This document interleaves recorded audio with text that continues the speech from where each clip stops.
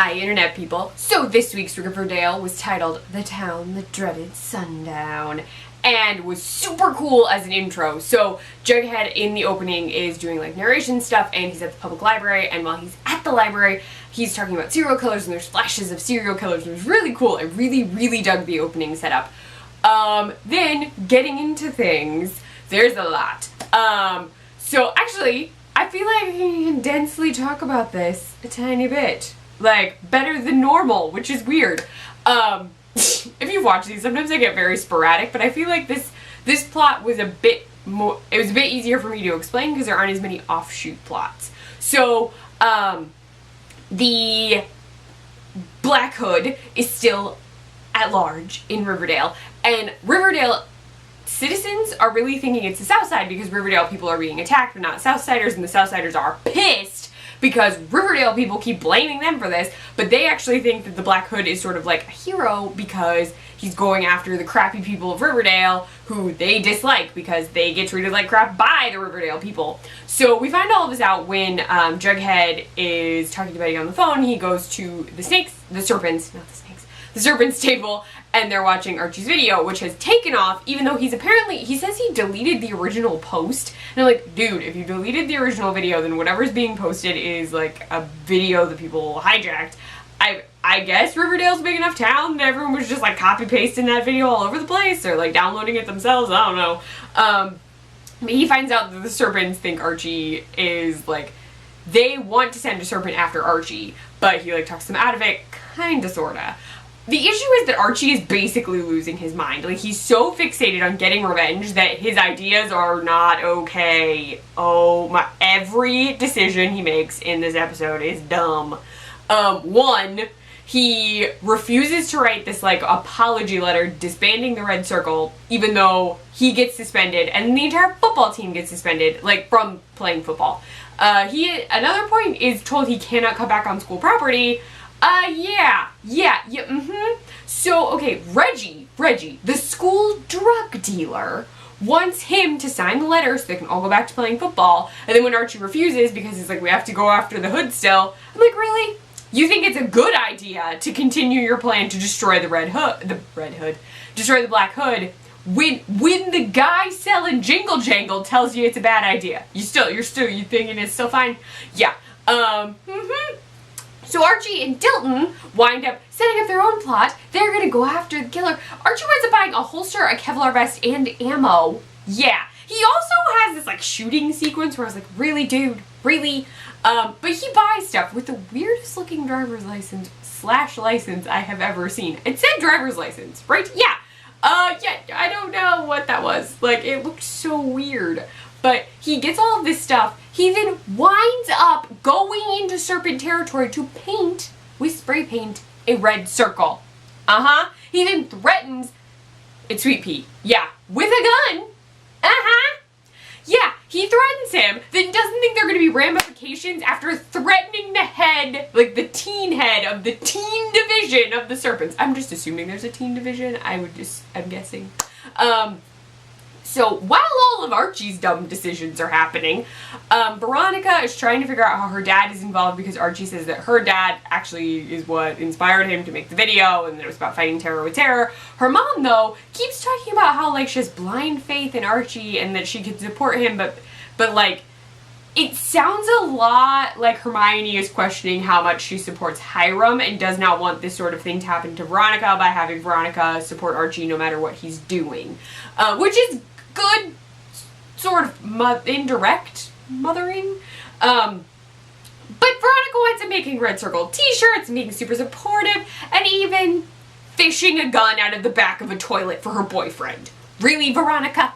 Really? Like, there's so many dumb Archie-related decisions that occur in this episode. I just want to be like, Archie.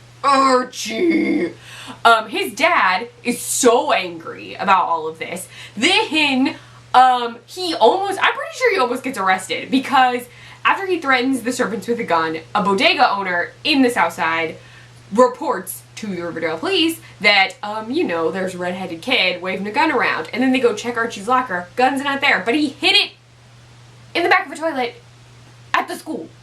He brought a gun to school, is what I'm saying. And I was just like, Archie, really? Really? He could have hidden it anywhere. Could have hidden it in the woods. Hidden it at Jughead's trailer. Hidden it anywhere. Really? There was not a school. Ugh. Anyway, that was I was so angry with Archie this whole time. While this is going on, though, Betty receives a letter from the Black Hood, which is crazy. It has a cryptogram in it. It looks very Zodiac. So in the letter, it says she inspired him, and she's the only one who will be able to figure it out. Her mom posts the cryptogram in the paper because Betty does not tell her about the letter. Only Kevin knows about the letter. Then Betty sets up like a decoding party with Jughead, Tony, and Kevin because Tony and Jughead were bonding over their love of true crime and serial killers and had already started working on it. Then Tony it was a very good, it was a good jab at Betty about her ponytail. And then Kevin is like, Betty's ponytail is iconic and beyond reproach, which is a great line. But then, everything goes downhill, and it was bad. Because Tony's pissed off that everyone, looks down at the serpents, and, she's understandably pissed. The South Side has issues with how Riverdale perceives them. And, how everyone is thinking that the killer is a Southside Serpent, and it's not, and all of this. So it makes sense that Tony would dislike Betty based on how Betty perceives her. There's a lot of stuff happening there, and then Betty, I think, is leery of Tony, because Tony and Jughead have similar interests, and they did mention that Tony would lead to a rift within Bughead, and I'm not a huge fan of that. I was hoping it wouldn't happen, so no. But then Kevin and Tony wind up leaving, and then Betty is trying to figure out the thing. She falls asleep at Jughead's house. When she wakes up, she suddenly, has a brainwave about how they, have a discussion because Jughead finds the letter, and while they're kind of arguing about the letter and her not telling him, she realizes it has to be connected to her because she's the only one who can solve it. Turns out it's based on a Nancy Drew word puzzle or puzzle thing from the library, and the Black Hood is going to be at the town hall. Suddenly the power goes out at the town hall, and everyone's in a panic. While that's going on, though, Veronica and Archie have been talking about the gun, then the Bulldogs show up, then Serpents show up. There's literally a fight, a brawl in the street where Dilton gets stabbed in the thigh, and the only reason it gets stopped is because Veronica shoots Archie's gun into the air after telling him that she threw it in the river. So yeah, that happens. There's a giant rainstorm this whole time. And then I was just like, is the Red Circle then a gang? Are they the rival gang to the Serpents right now? Because I feel like Archie is acting like a gang leader, and that's not okay. Reggie then rushes Dilton to the emergency room where he's supposed to say he was attacked by Serpents without, he wasn't doing anything, he got attacked, which he didn't. They were all fighting each other. Just Sweet Pea used a knife. So yeah, that happens.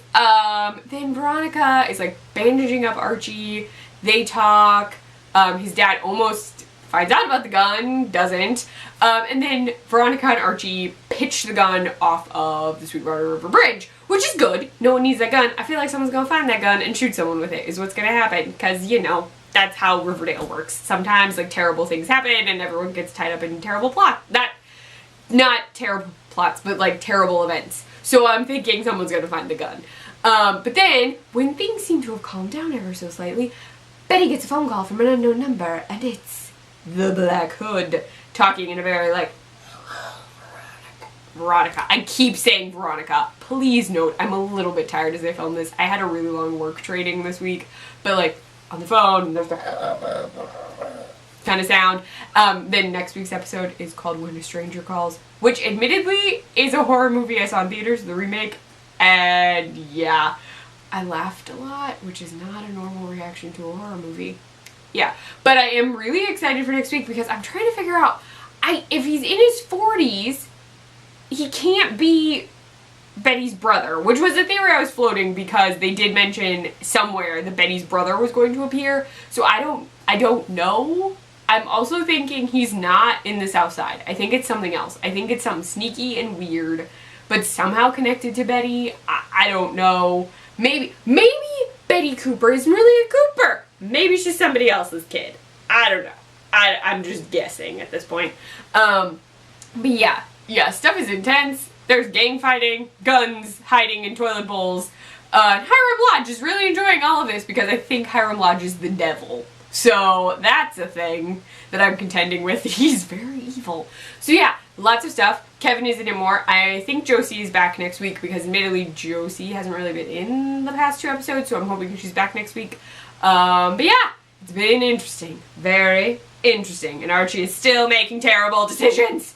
Anyway, give me your Riverdale thoughts in the comments below or over on Twitter. I am at ClefNotes. You can find me on my blog, clefnotes.wordpress.com. I work for the Nerdy Girl Express, nerdygirlexpress.com, and on their Snapchat, the Nerdy Girl EXP. Bye, Internet people.